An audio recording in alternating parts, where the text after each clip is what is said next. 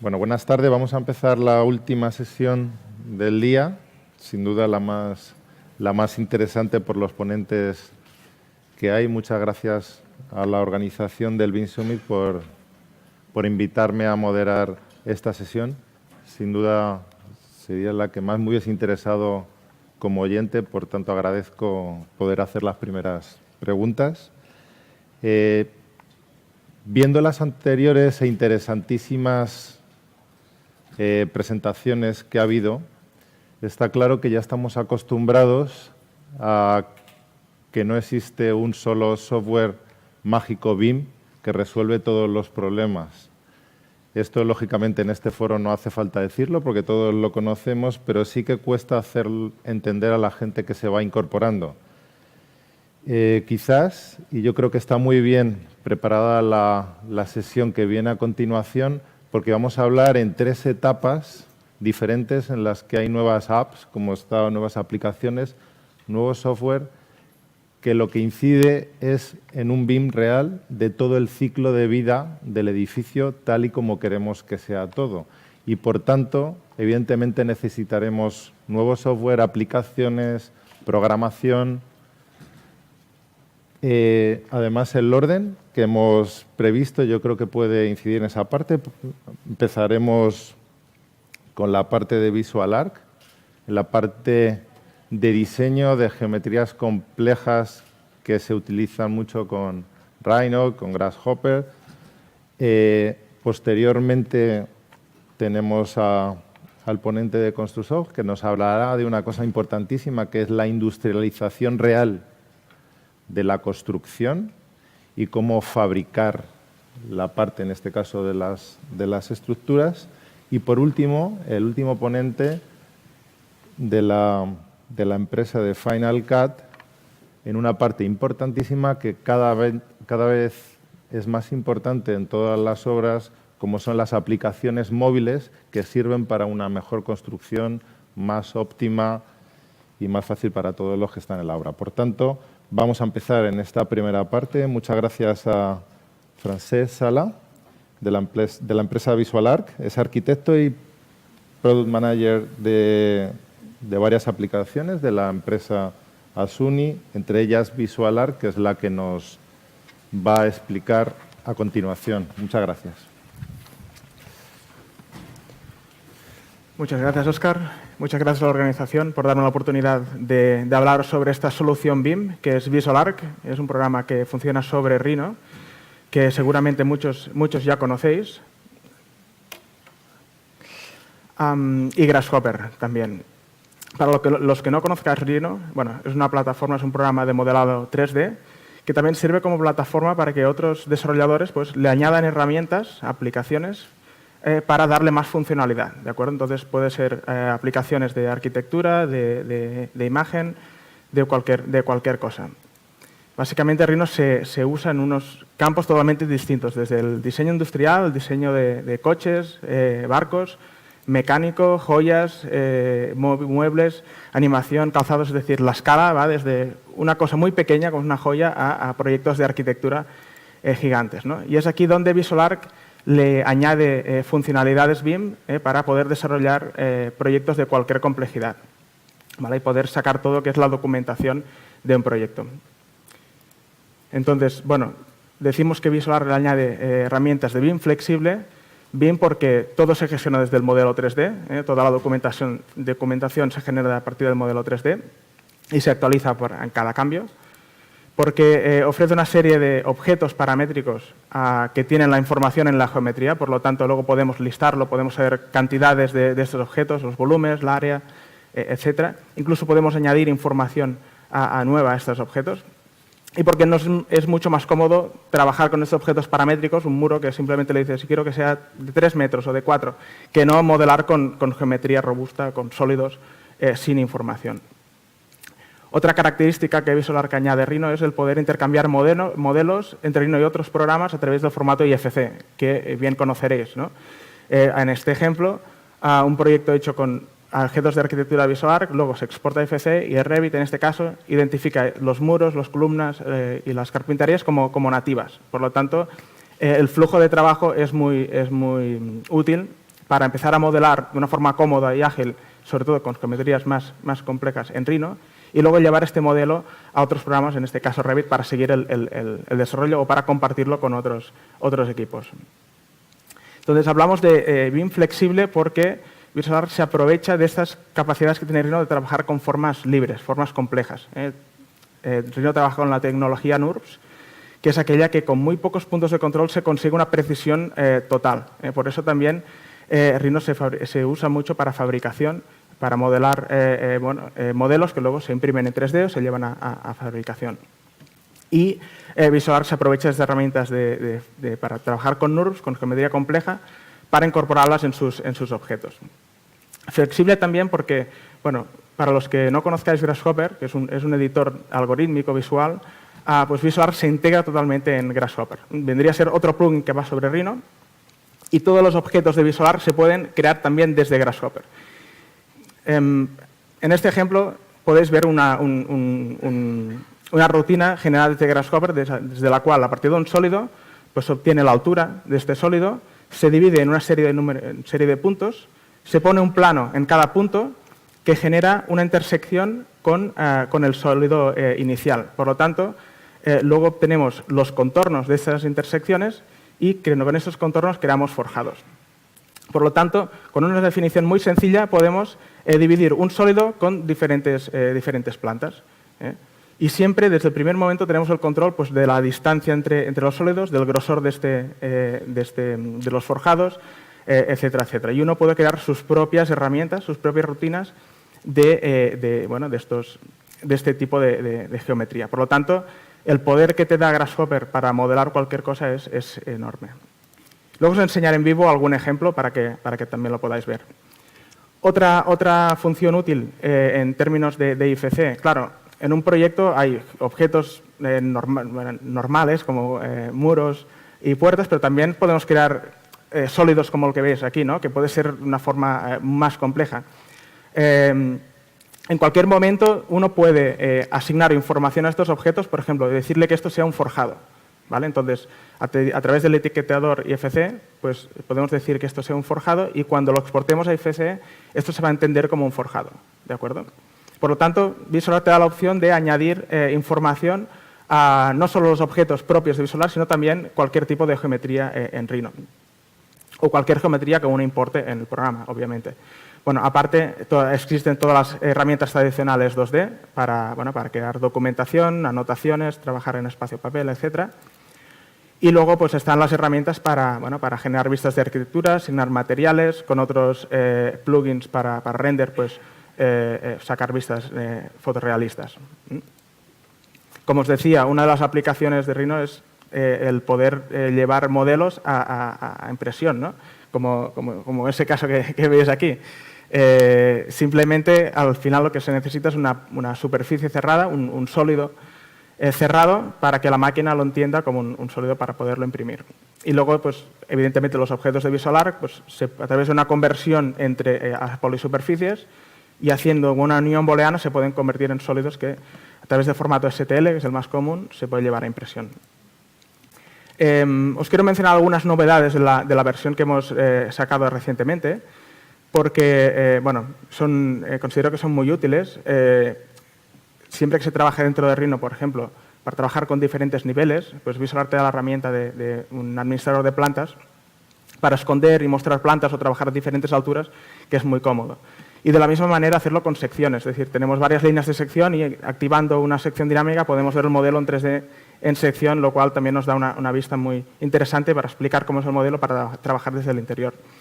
Luego, para poder sacar planos, pues desde el espacio papel hemos añadido la función de poder imprimir directamente modelos en salida vectorial, que Rhino solo te lo permite hacer en salida raster.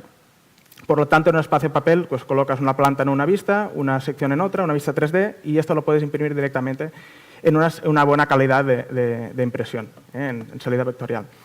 Y sobre todo quiero hacer énfasis en una característica nueva y que viene también relacionada con la integración con Grasshopper, que es la de poder crear estos objetos de arquitectura que tiene Visual Arc, pues poderlos crear también desde Grasshopper. Por lo tanto, introducir toda esta flexibilidad, toda esta libertad de crear cualquier objeto a través de los diálogos de VisualArc para que sea más amigable y podamos tener toda la librería de objetos que uno desee.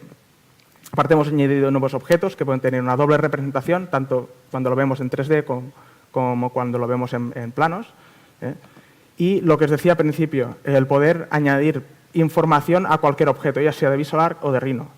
Podemos crear nuevos parámetros, como ya sea el precio, el fabricante, o el coeficiente de transmisión térmica, cualquier parámetro que queramos inventar o crear, pues lo podemos hacer y simplemente añadir información a los objetos. Os quiero mostrar algunos casos realizados con esta solución, ¿no?, de Rhino, VisualArc y Grasshopper, muy diferentes entre ellos. El primero es un proyecto de un edificio existente en Italia, en que tuvieron que escanear el edificio a través de un escáner 3D, obtener la nube de puntos a través de un plugin de Rhino que se llama Arena 4D. Se importaron estas nubes de puntos y luego con los objetos de VisualArc pues, se reconstruyó el modelo para tener un modelo BIM y poderlo entregarlo a los clientes. En este caso era el Ayuntamiento de Bibione, donde está este faro. Y una vez modelado el 3D, pues evidentemente todo lo demás viene de forma automática. Todos los planos ya vienen hechos directamente. Otro caso, cambiando la escala y el tipo de proyecto totalmente, es este pabellón que está en Noruega, que ejemplifica todo el proceso desde el diseño, que sobre todo Grasshopper se usa mucho en esta fase para buscar las formas, ¿no?, para a través de estos valores pues, encontrar la optimización de todas las piezas. También con otros plugins sacar diagramas para que te saque todas las piezas más parecidas para poder optimizar la fabricación. Y aquí, habéis vistas del pabellón. Con VisualArc se usaron todas las herramientas para sacar los planos y algunas imágenes del proceso de fabricación. ¿Vale? Aquí el proyecto ya final. Y el tercer caso es cambiando escala también absolutamente. Es una basílica en Croacia que está actualmente en construcción y que se hizo íntegramente en Rhino y VisualArc. Entonces, en este caso, pues claro, poder trabajar con diferentes alturas, diferentes plantas, fue súper útil para estos arquitectos Bionics para poder modelar este proyecto, ¿no? o asignar pues, diferentes estilos de muros, de objetos, para poderlo cambiar fácilmente, trabajar en planta con toda la representación gráfica que corresponde. Aquí vemos algunas imágenes del proyecto real y proyecto virtual, una comparativa, y una última. Bueno, si cualquier información podéis ver la página web o contactarme. Me quedan 5 minutos. Bien, en este tiempo me gustaría enseñaros el programa en vivo. Sé que es un riesgo hacer demostraciones en vivo y más cuando estás mostrando un programa que ahora está en fase beta, es decir, la nueva versión que os quiero mostrar es una fase beta, pero simplemente os quiero dejar un sabor de boca para que tengáis las ganas de probarlo. Aquí tenemos la interfaz de Rhino, no me voy a extender obviamente, pero aquí ves todos estos objetos que VisualArc añade a Rhino y herramientas tales como la de poder trabajar con plantas que os comentaba. Es decir, aquí podemos cambiar la altura del plano de construcción, esconder plantas a vuestro gusto, que también nos da una vista muy interesante del proyecto y muy cómoda para trabajar, ¿no? Es decir, pues aquí tengo una puerta y la puedo mover y cambiar de lugar, etcétera, etcétera, ¿no? O hacer doble clic para cambiar la planta que quiero mostrar. ¿De acuerdo? Entonces, cuando yo trabajo desde la vista superior, fijaros que los objetos de VisualArc muestran una representación 2D. Pero en realidad lo que estamos editando es la geometría 3D. Bien, por lo tanto, esta doble vista pues, nos hace el trabajo muy cómodo dentro de Rhino, que sin VisualArc pues, sería mucho más complicado. Y de la misma manera pues, tenemos un administrador de secciones que también, pues, a través de un listado de secciones que vamos introduciendo, podemos mostrar el modelo en sección desde una sección u otra. Bien. Y finalmente, cuando vamos a preparar las plantas, dentro del espacio papel, pues dentro de cada vista uno puede decidir qué planta mostrar, ¿no? La planta 1, la planta baja, etcétera, etcétera. O lo mismo para las secciones. Podemos mostrar aquí la sección que hemos creado, la número B, ¿de acuerdo? O la C, cualquiera. No nos tenemos que preocupar más por estas vistas, simplemente trabajar en el modelo 3D y sabemos que esto va a reflejar lo que hay en el 3D. Y rápidamente os mostraré esta nueva integración que hemos hecho con Grasshopper. Por lo tanto, voy a abrir Grasshopper y os mostraré esta puerta de garaje, que es una puerta que de por sí VisualArt no la puedes crear. A ver, los objetos VisualArt tienen una opción que es la de asignar bloques 3D a los estilos de objetos, ¿vale? Esto te permite pues, tener un estilo con un bloque asociado. Pero claro, este bloque no es paramétrico, es un bloque estático. Bien, en este caso la puerta de garaje, hasta ahora, la única manera de tenerla es o bien crearla con Rhino o bien crear un bloque y así asociarla a un estilo. Lo que hemos hecho es que uno pueda crearla en Grasshopper.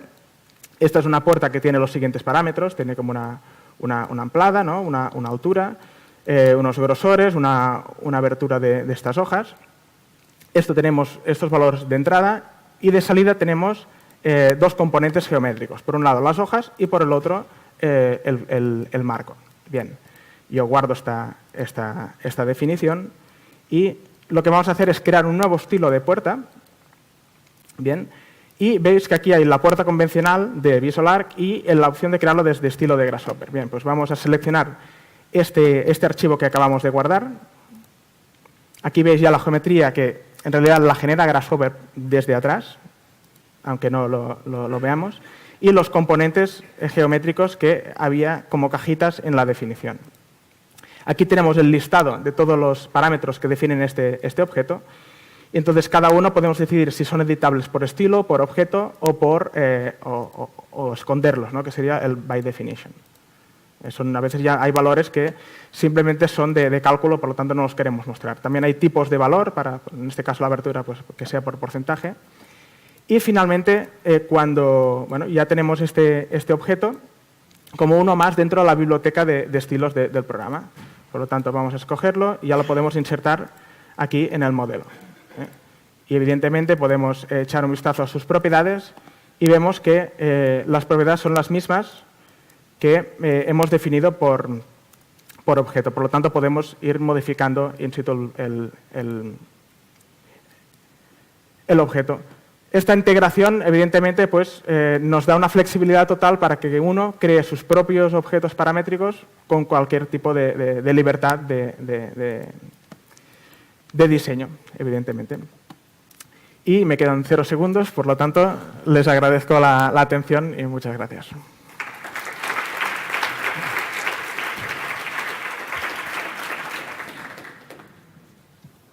La verdad es que ha estado perfecto en el tiempo. Bueno, con el cambio de portátil aprovecho para presentarme, que antes he querido no quitar nada de tiempo a los ponentes y he sido un poco mal educado. Yo soy Óscar Liébana, soy director de área de arquitectura e ingeniería civil de la Universidad Europea de Madrid y aquí vengo en representación del Fórum Académico BIM, que es una asociación virtual de docentes que nos dedicamos al mundo BIM.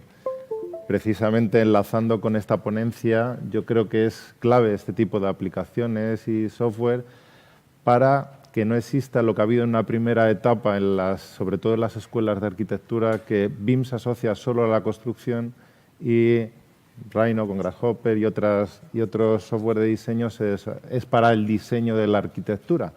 Y yo creo que este tipo de herramientas están consiguiendo lo que debe ocurrir en la realidad, que sean parte del proceso de diseño con la construcción y terminando en la obra, como en este caso. Y yo creo que poco a poco en las universidades está empezando a cambiar.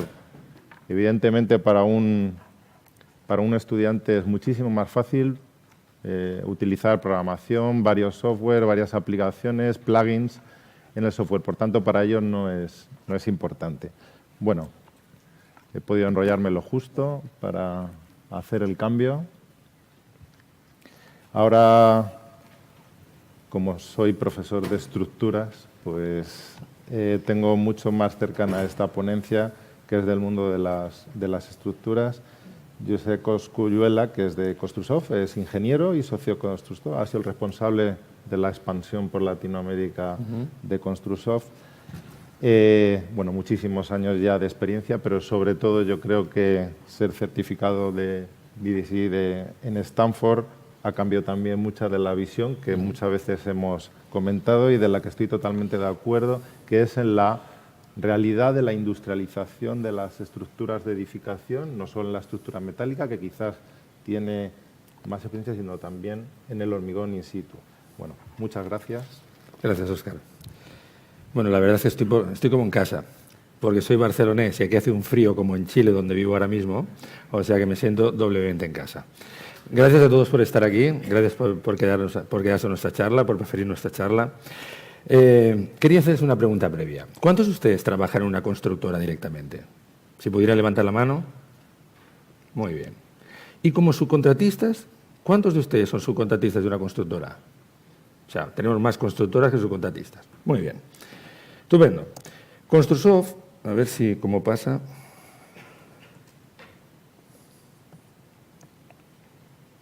Vale. Construsoft, en el nombre no invertimos mucho tiempo. Construsoft, software para la construcción. El software es muy bueno, el equipo que hay detrás es 3 veces mejor y muchos de ustedes nos conocen por el Tecla. Tecla Estructuras, como bien comentaba Óscar, nosotros desde siempre nos han asociado en el mundo de la estructura. Entonces, verán que hemos dividido como 3 partes, solo para comentarles un poquito quiénes somos. Llevamos desde el año 95 trabajando en BIM, antes de que se llamara BIM, porque Tecla viene de Finlandia y allí a 20 bajo cero había que preconstruir, si no, ni siquiera fraguar hormigón.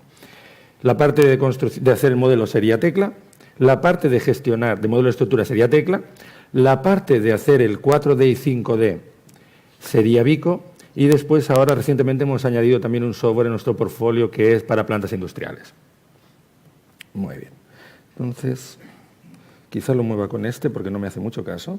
Miren, 5 preguntas, 6. Querría conversar con ustedes. ¿Ustedes creen que BIM y productividad van de la mano? ¿Es lo mismo? Si yo trabajo en BIM, ¿soy más productivo? Luego lo resolvemos. Luego veremos una obra muy sencilla. De hecho, llamarlo obra ya verán que es una total exageración.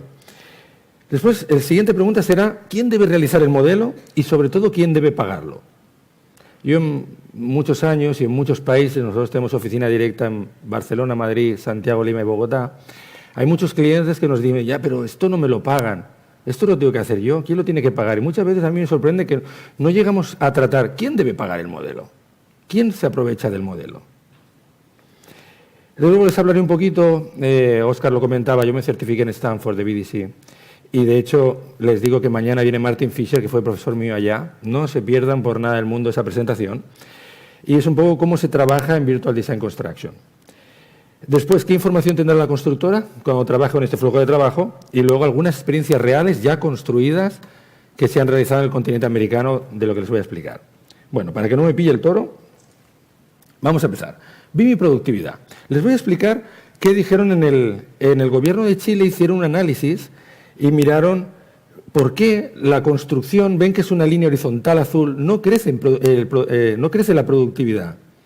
Mientras que en los otros sectores el PIB sí que aumenta. Y era como raro, ¿por qué en la construcción no tenemos más productividad que hace 20 años y en otros sectores sí? Y después se compararon con Estados Unidos en 2 ocasiones. En 2007 tenía una productividad, si pensamos que Estados Unidos tiene 100 unidades, Chile salió con 55. Se volvieron a comparar cuando ya estaban adoptando tecnología BIM y ¡clas!, menos. Pasaron a tener de 55 a 48, chasco grande. Y entonces pensaron, ¿por qué?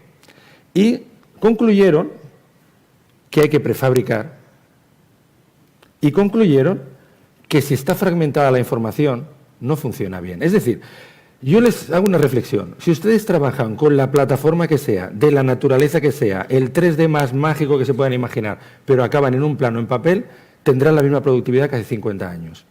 La misma.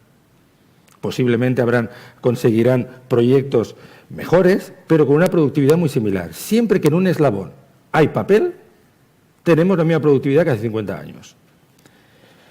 De hecho, en Chile nosotros participamos en una mesa de trabajo del gobierno en la que se está hablando de que hay que pasar de la figura de la izquierda a la figura de la derecha. Muy bien, ahora imagínense durante 5 segundos un proyecto bien complicado. ¿Sí? ¿Listos? Allá va. Es un mueble home center, como si fuera IKEA. Yo lo monté con mi suegra. Yo con mi suegra me iba muy bien, no era un trabajo de riesgo. Pero fíjense que para montar esto, que no me dieron el premio Nobel después de acabar, me hacía falta un despiece e instrucciones de montaje. Si me hubieran faltado tornillos, hubiera empezado la discusión. Si no hubiera tenido instrucciones de montaje, quizá no hubiera quedado bien. Si en un mueble tan pequeñito me hace falta tener todo el listado detallado y me hace falta la instrucción de montaje, ¿no me hará falta para hacer un hospital? ¿No me hará falta para hacer un aeropuerto? ¿No me hará falta para cualquier construcción? La respuesta es sí. ¿Y lo tenemos? La respuesta es no. Permítame que les haga... Entonces, habitualmente estamos llegando a un modelo de compatibilización, lo que llaman el LOD 300, que tenemos un Class Check Detection, está muy bien, saber si va a chocar o no, está perfecto, pero eso sería como si la cómoda solo tuviéramos el 3D y habíamos quedado que no era suficiente. Necesitábamos los tornillos, necesitábamos las instrucciones de montaje. Nosotros creemos que ese BIM tradicional está muy bien, no hay que demonizarlo y las plataformas que lo hacen muy bien, pero hay que ir más allá. Hay que llegar a un modelo construible. Un modelo con un nivel de detalle para algunas especialidades que lleguemos a 400, 450 y en el que esté toda la información para que del modelo vaya a la máquina. Y ahí ya cambiaremos la productividad que teníamos versus el papel. A mí me gustaría que algún día la I de BIM fuera la I, además de información, de industrialización. Entonces, ese es el flujo de trabajo. Mañana les explicarán en Stanford flujos de trabajo parecidos, pero cuando hablamos de un nivel 300, compatibilizamos. Eso es lo que estamos haciendo, que es lo que muchos llaman el BIM tradicional. Nosotros creemos, como les decía antes, que tenemos que llegar a esta parte, en el que el subcontratista esté trabajando en un nivel de detalle que le permite fabricar automáticamente y que me traiga la pieza fabricada con un código de barras para montarla en el sitio que sea necesario. Y entonces seremos mucho más productivos. De hecho, poder tener del industrial del acero todas las piezas cortadas a la medida, los embebidos, todo el tema de instalaciones, de MEP, todo el tema del acero de refuerzo, todos los anclajes, los encofrados. Si yo tengo toda esta información, ya no solo tengo el class check del principio de la obra en la que tengo las primeras reuniones, es que tengo toda la información para planificar y para llevar la obra de la mejor manera. Incluso en Estados Unidos lo que llaman el BIM to Fill, que es tener algunos puntos que el replanteo me comprueba si el modelo 3D está bien colocado, sí o no. Entonces, esto es a donde nosotros creemos que hay que llegar, no solo en estructura. Yo les hablo de la estructura porque nuestros softwares durante muchos años han tratado la estructura, pero para cualquier especialidad, para MEP debiera ser igual, para cualquier especialidad. Tenemos que llegar a un modelo construible. Ojalá industrializable y construible. Fíjense que desde el modelo, a ver si... Aquí está. Desde el modelo, automáticamente, se es capaz de llegar al punto que del modelo se me vayan a fabricar los estribos. Por un orden de magnitud, una persona fabrica 50 al día. La máquina fabrica 2 en 7 segundos. Esa es la diferencia de productividad. De la misma manera que pensamos en acero de refuerzo, como puede ser nuestro cliente Celsa, podríamos pensar también en la industria del steel. Y en la industria del steel también con otro formato diferente. Cada máquina se conecta con un formato diferente desde el modelo tecla o similares, pero nosotros llegamos a la máquina y la máquina entiende perfectamente cuál es el proceso que tiene que hacer y lo deja con exactitud milimétrica, con lo cual luego solo tendré que colocar como un Lego. De la misma manera también en el prefabricado de hormigón. Fíjense que cuando hacíamos la reflexión de Chile en el que decían que no teníamos suficiente productividad, decían información fragmentada, porque pasaban por papel, y no hacían material prefabricado. Aquí estamos hablando de 3 prefabricados. El prefabricado del acero de refuerzo, el prefabricado del steel y el prefabricado del prefabricado de hormigón. Entonces, estamos un poco acorde al diagnóstico que han hecho en algunos países de cómo ser más productivo. Aquí, de hecho, en el vídeo se ve exactamente como esta pieza, porque tiene una idea y sabemos dónde va, se iza, se monta y queda perfecto. La diferencia es, una obra prefabricada son semanas, una obra in situ pueden ser meses. Entonces, vamos a continuar. ¿Quién lo paga? Hasta ahora estamos contentos. Modelo 3D, fantástico. Industrializo, soy más productivo. Lo voy a montar, todo funciona, en tiempo, seguro, etc. Pero, ¿quién lo paga? ¿Quién lo realiza y quién lo paga? Hay 3 posibilidades. La ingeniería, ¿El constructor o el subcontratista? A veces la ingeniería hace un proyecto de mucha calidad y ya puede llegar a terreno. Muchas ingenierías nos dicen, es que no me lo pagan. Si no me lo pagan, ¿para qué lo voy a hacer? La constructora claramente necesita tener información de calidad para construirlo más rápido. Y el industrial ojalá también para fabricar más rápido. ¿Quién lo paga? Hay países como en Estados Unidos, con Óscar debatíamos antes de empezar la charla, y hay países en Estados Unidos que el constructor lo paga encantado. Hay países como en el nuestro en el que no hay una partida para hacer un modelo de calidad industrializable. Como mucho tenemos la partida para hacer el class check.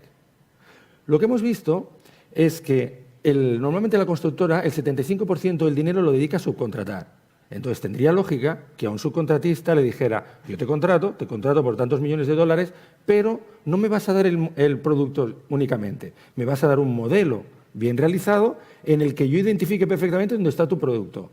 Y además ese modelo que estará bien hecho, porque tiene exactitud milimétrica de las máquinas, me servirá como entorno sobre el que construiré los demás. En los países que se hace, eso funciona muy bien.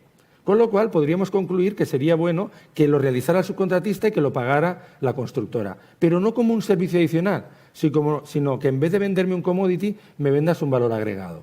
¿Sí? ¿Están conmigo? ¿Les parece que puede ser buena idea? Está funcionando muy bien. A partir de ahí, la constructora se beneficia múltiplemente. Sí, claro, él es el que manda, pero se beneficia desde muchos puntos de vista. Tiene todas las cuantías, desde el modelo, pero cuantías reales, porque no es un modelo que hizo un clash detection hace 3 meses que no se parece ni en pintura a lo que construyó. Es un modelo bien hecho, con las máquinas y como un Lego. A partir de ahí yo puedo planificar cuándo me vas a traer ese material que con un código de barras sabremos dónde va. Además, hacia adelante. Además, podré planificar, por ejemplo, con nuestro Vico puedo planificar qué es lo que tienes que traerme cada día o con cualquier herramienta similar de 4D. Puedo planificar cuándo me vas a traer los camiones de hormigón, con lo cual podré saber dónde voy a poner el acero de refuerzo. Es decir, pensemos en una logística mucho más just in time. El encofrado es una nebulosa. Me quedan como 30 slides y me quedan 3 minutos, o sea que toca correr. Pero en realidad pensemos que el modelo... En el encofrado también, si yo sé dónde va cada uno, ni lo pierdo, ni lo rompo, lo coloco donde va. Entonces, igual en el acero de refuerzo, igual en el constructivo. Entonces, la idea es que todo me llegue bien dimensionado, con su etiqueta, y yo haga un Lego. En el hormigonado, simplemente piensen que lo vamos a pasar muy telegráficamente. Aquí está. Es simplemente que yo puedo determinar qué es lo que voy a hormigonar cada día y qué necesito. En los encofrados, de la misma manera.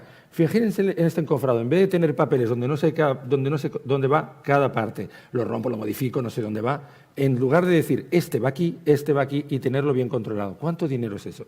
Una barbaridad.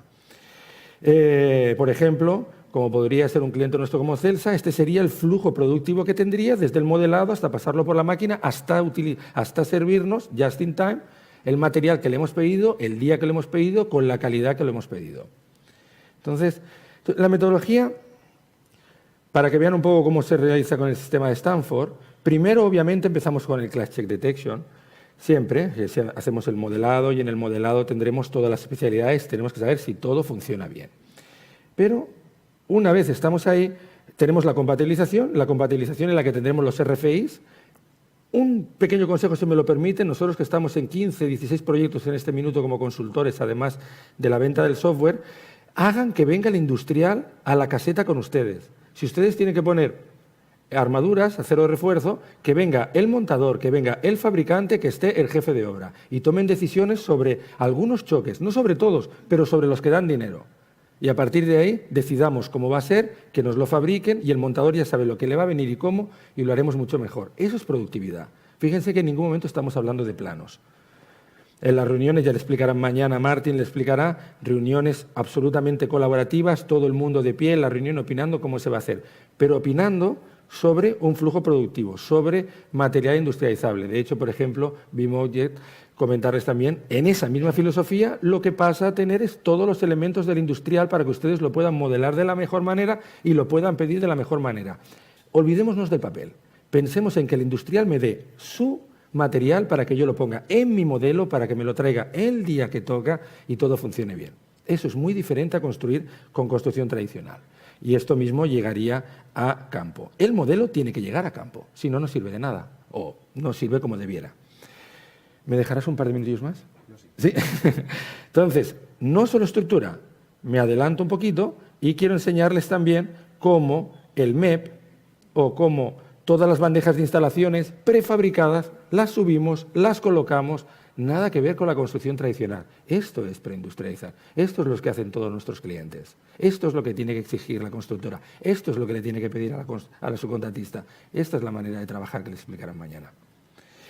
Y como información asociada al modelo, aparte de las decisiones constructivas que yo tome, la información tiene que ir del modelo. Vamos a hacer un zoom a ese Excel diabólico que veíamos, pero tengo 2 columnas que les he marcado en amarilla con fechas, para que la persona en obra me ponga la fecha en la que ha colocado cada una de las entidades que tenemos en el catálogo de estructuras identificadísima, que me ha llegado el día que tocaba y la puse el día que tocaba. Y de la misma manera, saber exactamente toda la logística asociada, incluso si me ha costado más, si ha habido un reproceso, información del modelo, información en caseta, información real. A campo con el modelo. Y les voy a explicar por último que es transversal. No tiene por qué ser la obra más costosa del mundo. Hombre, no es una cómoda de una habitación, pero pueden ser edificios de oficinas. Estos están totalmente realizados, están acabados. Pueden ser, este no, este es un hotel que se está haciendo en Lima, al lado de un acantilado. Si alguno de ustedes ha tenido la oportunidad de estar en Lima, en un acantilado muy bonito que hay, están haciendo este hotel, pero es un hotel que se está haciendo desde el modelo, con control total. Una central nuclear en Francia. Ya ven que es totalmente transversal en un proyecto en el que estamos muy implicados, como es el aeropuerto de Santiago. Pero como ven, la idea es conseguir una coordinación real, una coordinación entre especialidades, que el subcontratista, alguien tiene que hacer el modelo para que la constructora lo lleve a terreno y todos nos coordinemos bien. Tenía algunos slides más, pero encantado de verlo en nuestro stand o fuera. Gracias.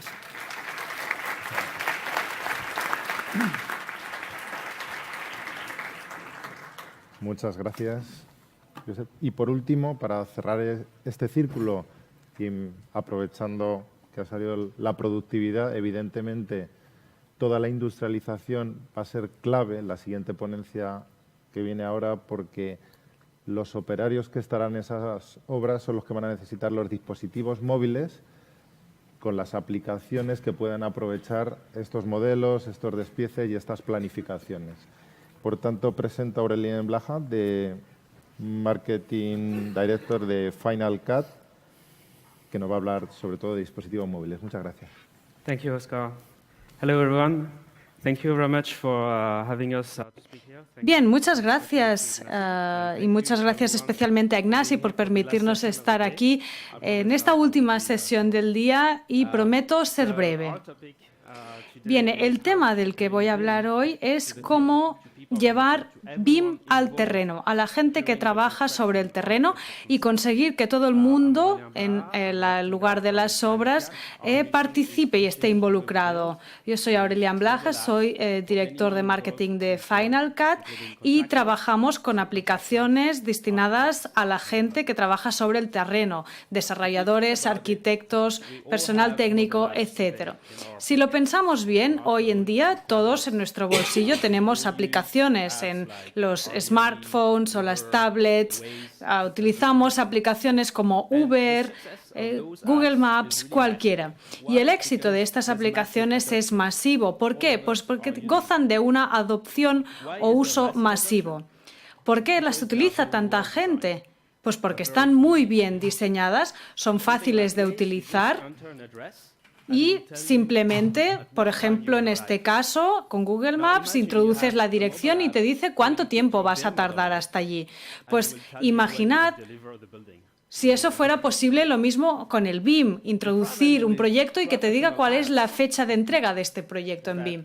El problema de las aplicaciones profesionales es que no gozan de un diseño tan bueno ni son tan fáciles de utilizar para los usuarios. ¿No deberíamos tener estas aplicaciones tan fantásticas también en nuestro trabajo? Pues bien, La pregunta sería cómo podemos llevar el BIM sobre el terreno para que esté al alcance de todos. No queremos esta segregación digital en la que arquitectos e ingenieros utilizan BIM en la oficina para el diseño y luego, por otra parte, aquellos sobre el terreno que realmente construyen la infraestructura no lo utilizan. ¿Por qué deberíamos dejarles fuera de este flujo de información digital? BIM ciertamente es complejo y llevarlo sobre el terreno no es tarea fácil. Lo que me gustaría compartir hoy con vosotros son algunas normas que nos permiten garantizar el uso de BIM por parte de todo el mundo. La primera pregunta sería cómo podemos llevar el diseño virtual diseñado sobre el terreno. ¿Por qué me parece un tema interesante? Para crear esta segregación digital entre las distintas fases de la construcción, como decía, podemos tener un fantástico modelo BIM en la fase de diseño, pero cuando llegan los anteproyectos a la construcción sobre el terreno, se ha perdido toda esta belleza del diseño BIM. Y además no se tiene ningún tipo de registro, ni historial, ni nada. El gestor de las instalaciones tiene que ver dónde hay una fuga, dónde sucede esto o lo otro, y no hay trazabilidad porque el cliente ya está pensando en su siguiente proyecto. Yo creo que debemos centrarnos en la fase intermedia para hacer un seguimiento de los cambios y buscar cierta coherencia entre ese gemelo digital en todas las etapas. La norma número 1 sería centrémonos en el trabajo. Hay aplicaciones de BIM en el mercado para tablets o teléfonos inteligentes, pero no incumben a todo el proyecto. Están muy bien para arquitectos porque saben cómo jugar con estas aplicaciones, pero para el personal sobre el terreno esto es muy complicado. Para ello hemos hecho un prefiltrado y una preselección de aquellos elementos que pueden interesar a cada agente o grupo de interés. Supongamos que tenemos que hacer un control de calidad de estas columnas. Digamos, vamos a seleccionar cada una de las columnas para saber si realmente satisfacen este control. ¿Cumplen? ¿Se atienen a las medidas previstas? Para ello hemos desarrollado unos plugins en Revit que nos permiten crear los procesos de control de calidad y monitorización y seguimiento que nos permiten trasladar esta información también en informes y resultados. La norma número 2 es utilizar metáforas. La gente que utiliza o sigue utilizando anteproyectos en papel y la forma más tradicional de marcar las distintas fases es por colores, ¿cierto? Rojo para lo que no está, verde para lo que está completado. Pues nosotros hacemos lo mismo aquí, aplicamos la misma metáfora, tal y como figura en el anteproyecto. Lo hemos volcado directamente en el modelo BIM y nos permite generar los mismos informes de resultados. Además, el gestor BIM puede hacer un seguimiento en tiempo real sobre el modelo as-built, es decir, construido. En tercer lugar, la tercera norma. Allá donde podamos facilitar las cosas, llevarlas a la simplicidad extrema. Para ello hemos utilizado códigos QR porque en muchos edificios, sobre todo viviendas o en este caso que es un hospital, en todas las habitaciones, por ejemplo en los hospitales las habitaciones son muy similares unas con otras. Así que para saber dónde se encuentra uno, simplemente fotografiar o escanear el código QR y allí ya hay asociado pues el modelo correspondiente o el proyecto correspondiente. Otra aplicación sería que cuando se sacan fotografías con el móvil o la tablet, tenemos un algoritmo de aprendizaje profundo que reconoce a las personas y también, o sea, esto es lo mismo pero con objetos. Además, podemos asociar las medidas de corrección más frecuentes para un objeto correcto. Por ejemplo, en este caso, pues sustituir la pieza, cambiarla, revisarla, etc. También cabe la posibilidad de incluir sugerencias y ver cuál ha sido el cambio realizado. Y por último, en lugar de tener los defectos del anteproyecto, hemos desarrollado una tecnología de Google Tangle y Flux.io y hemos creado una aplicación que nos permite ver directamente en realidad aumentada y marcar los defectos que vemos en la app directamente. Por lo tanto, no es necesario saber cómo leer un plano o un modelo BIM. Yo creo que es una forma muy sencilla y no veo cómo se podría simplificar más que esto. Y además, toda esta información se vuelca de nuevo al modelo BIM. O sea, nos aseguramos de que sea lo más fácil posible. Bien, en teoría, el BIM es una cuestión de diseño, de construcción y de gestión de instalaciones, pero lo cierto es que hoy en día el BIM se queda atascado en el diseño y no avanza en la fase de construcción.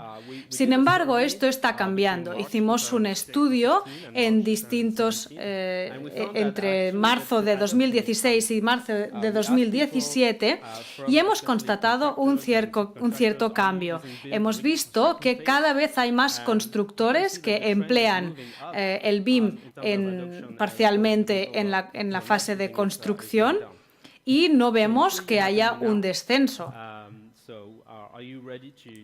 Pues bien, el cambio está produciéndose ahora y la pregunta es si vosotros estáis preparados para poneros las botas con el BIM. Ya utilizamos Final Cut para construir. Muchas gracias.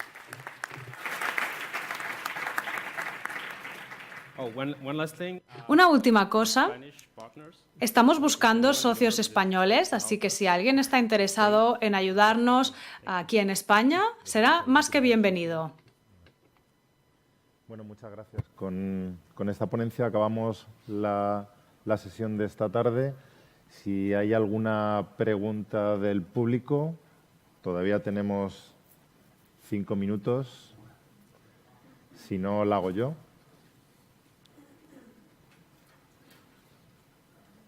Bueno, solo una pregunta general para los tres. ¿Qué pensáis sobre, ya que hemos hablado de mucho software, diferentes fases, además de lo que es el ciclo de vida del edificio, qué pensáis de la interoperabilidad entre ellos, de la utilización del IFC y cómo creéis que se está transformando este problema típico que tenemos desde los diseñadores hasta la construcción? Podéis empezar como queráis. Bueno, ¿se me escucha ahora? Sí. Claro, en nuestro caso hay muchos de nuestros usuarios que usan el IFC para modelar en Rhino, luego necesitan tener el modelo IFC para usarlo en otros programas, ¿no? Digamos que el IFC es el que les da más soluciones, les da más ventajas, pero tampoco les soluciona la vida al 100%. Con lo que quiero decir que está bien, que es muy útil para ellos, pero todavía hay muchas limitaciones, sobre todo porque, claro, cada programa pues, usa unos parámetros para crear ciertos objetos y entonces a veces la comunicación no es plena. Yo creo que el IFC es muy necesario y además muy bueno. ¿Perfecto? No. Muy bueno, sí. Muchas veces nosotros hemos resuelto unas 45.000 consultas de soporte. Y en el último año, muchísimas de IFC. Yo le decía al personal técnico nuestro, digo, pregúntales si se han mirado la descripción del IFC. Si lo han abierto alguna vez con un bloc de notas, si han visto los diferentes campos. No es complejo. Hay que dedicarle un tiempito. no es complejo. Nosotros, todo el aeropuerto de Santiago de Chile, fuimos capaces de pasarlo de Revit a Tecla y de ver si todavía no pasa en todo un modelo entero, gigantesco, pasa en pequeñas partes, de zonas lógicas o de piezas lógicas, paso las columnas, luego las losas y veamos si todo pasa bien. Pasan bien las zonas con un corte, sin un corte, pero al final pasa mucho más de lo que creemos y muy bien. Quizá nos falte un 10 o un 15%, lo podemos remodelar, pero yo creo que es bueno y muy necesario. Y además nos garantiza que la obra que hacemos hoy, aunque un proveedor de software desaparezca, siempre estará ahí. O sea que yo lo veo como algo súper necesario y muy bueno. Y también, si me permiten una recomendación, hagan cursos multiplataforma. Cursos en los que no les explique una plataforma, sino cursos en los que expliquen más de una plataforma y cómo interoperar. Porque eso nos ayuda a perderle el miedo. La primera vez que pasas el modelo te da un poquito de miedo y luego ya no. O sea que funciona bastante correctamente. Perfecto, no, pero funciona bastante bien. Understand the question? If you could repeat the question. About interoperability, IFC, La interoperabilidad, el IFC mobile apps. en las aplicaciones móviles. Revit because Sí, he hablado de Revit small organization. porque somos una empresa pequeña y no hemos tenido la oportunidad de trabajar con otras cosas y Revit es el 80% o cubre el 80% de nuestro trabajo. Utilizamos el IFC y el nivel de detalle que conseguimos al final, pues quizás es un poco más bajo, pero por supuesto podemos utilizar IFC. And then for the way back to the model, we Y para la vuelta al modelo utilizamos el BSF. the metaphor is often the sticky notes. La metáfora que utilizamos con esto serían como los post-its, porque nos parece muy útil para ver o para recopilar esta información que obtenemos sobre el terreno, como imágenes, comentarios, y llevar toda esta información a la oficina para que el gestor BIM tenga la oportunidad de realizar los cambios pertinentes en el modelo. Muchas gracias. No sé si alguien más quiere aportar algo sobre IFC. No ha sido la Building Smart la que ha dicho que hablemos del tema, pero yo creo que cada vez cobra más importancia el IFC en esta utilización de software y aplicaciones. Bueno, muchísimas gracias a todos y hasta mañana.